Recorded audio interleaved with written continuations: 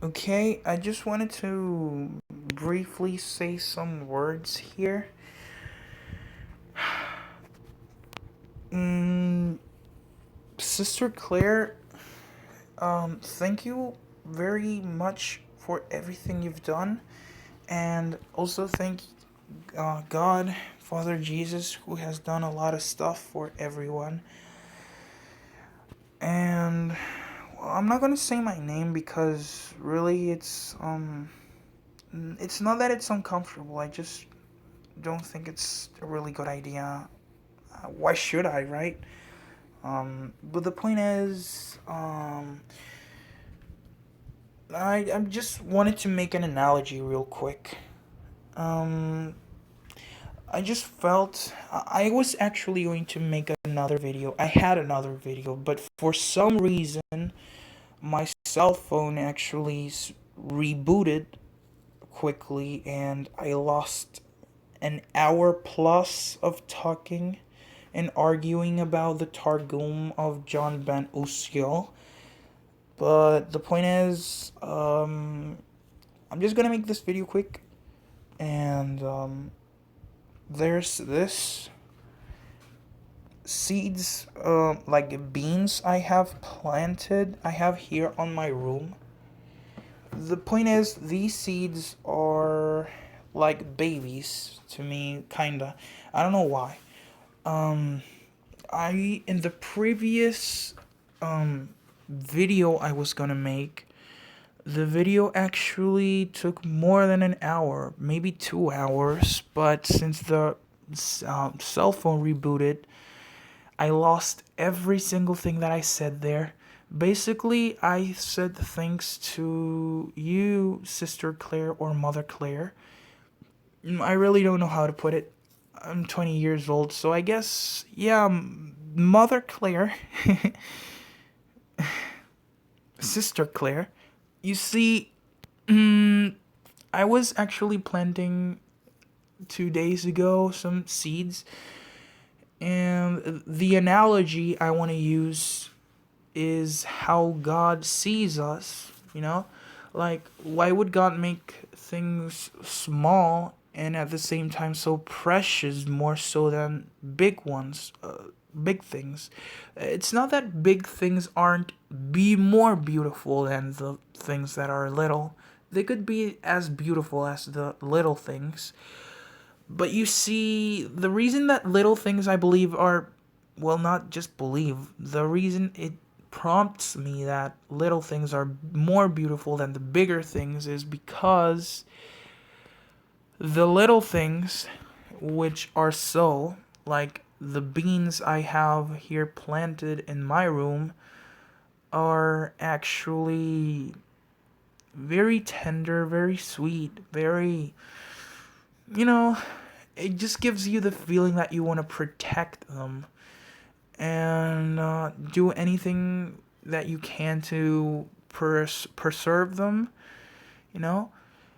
And let me see if I can show you real quick. I think these beans here. Just give me 1 second. I think these are. Yep, the beans here. Those are beans. I think there's one over there. That's um germinating, sprouting out. Well, you see how little they are, how tender they are. Well, the thing is, the little guys there, or the little girls, whatever, they are basically like babies. My babies. And I'm just thinking, why do I feel that way? And I think it makes sense because I'm strong and I'm very energetic, and I usually don't put too much interest in little things. But for some reason, it makes me at peace. Sort of. The point is, I'm just thinking, if I ever had children and they were made and formed in the likeness of Father Jesus, of course. Just the children that God gave me, for instance, in the future, because I don't have any children, but say that I do have in the future. Mm, well, I guess my children would view themselves maybe a little bit smaller than me or equal to me. I really don't know how they would view me, but I guess they would view me as a figure to respect and, something instinctive of a human being, because human beings just want to love, at least as kids, yeah. And well, if I were ever to care about plants and small stuff, and I were to tell one of my kids, you are to protect these seeds and stuff. If one of my kids were to become, like, I know this term is very, very sensitive, at least for me, but if I were to say that one of those kids would turn out to be a spoiled brat that only wants to do what it wants and thinks he's either better than me or equal to me, which I really don't care. He's just my son, so I really don't want to get into that stuff. For instance, but let's say that I have that analogy, and let's say that that boy or girl doesn't get the real meaning of why to protect such a small creature, instead of like putting attention to him because he's higher in some sense. Well, the first thing I would get is a little bit sad, or very sad, because I didn't wouldn't expect my children to like respond that way. And second of all, I would see there's a little bit of pride or self dignity that he's like giving birth to in his heart, in his mind. So his little being, I would say, is being corrupted by his own ignorance of why to protect small stuff. The point is, let's say that that analogy would be applied to God, Father Jesus, and Samael, who rebelled against him. Um,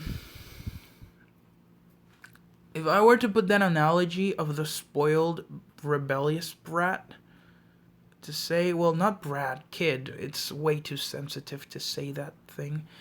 The spoiled kid, okay? If I were to put it that way, he's as much as a very, very, very ignorant and blind, false he's a false, self-proclaimed, blinded God who is actually governing the world because God permits him because of his free will. But the point is, he's the child of one of the children of God. So I really don't think God hates him. He's just very, very sad towards Samael, because let's be honest, he made a mess out of genes, which I'm not gonna go in full depth. But he made a mess of humanity, and now he just wants to drag everyone to eternal death, which is wrong, and obviously I don't like it. No one likes it. Really, no one likes it. The point is, if my children were to be that way against seeds or beans, I would really want to protect the beans more than my child, because really my child is behaving in an unjust way towards that which is supposed to be loved and taken care of. So, yes, the whole picture is, if my children told me and made false accusations toward me, if he, for some reason, wanted to go to such extremes as to make different religions and mythologies and convince many of his brothers and sisters that I'm a bad parent, And if he succeeded with some, then he would breed false accusations against me and he would want to discredit me of my own work. Imitating what is mine and plagiarizing with unauthorized powers, distorting everything in his path. And the most that would hit me is that he is my child, which is supposed to see ways that I see. But then again, I am also free to choose what to do with my own life. So who am I to let him, you know, who am I to make him a slave, to say, of course, his judgment will come and I have to do something to intervene, but I also don't want to take his free will away. So it's kind of like a struggle until you decide this enough is enough. And then it comes a point where you have to defend vegetables, even vegetables, and your children ask you, you would defend such low beings in comparison to me, who I am, your son. And I would look at him as at his eyes and tell him, what you're doing is wrong. And none of my children would do the things that they're doing. As much as it hurts me, I have to end this. Then war starts, everything screws. But good prevails, and in the end, everything is returned to its highest state as it should have been in the very beginning, but it wasn't because of the mistakes of my children. So, what's the analogy and the lesson in all this?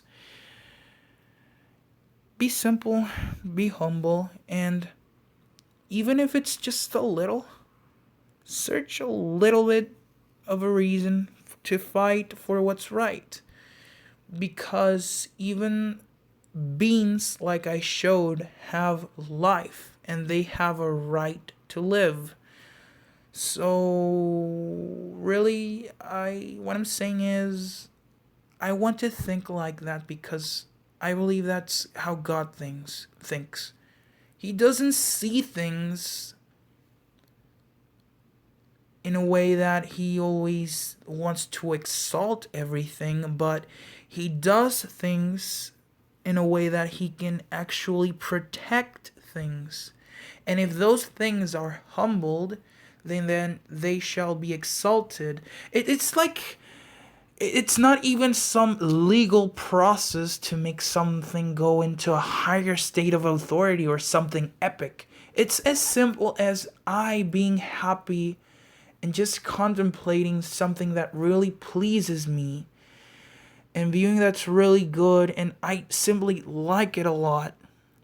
And I tell everyone who's around me, look, these little beans, these little seeds, which I have been which I've been, growing and nurturing, are now growing into beautiful plants who will give fruits.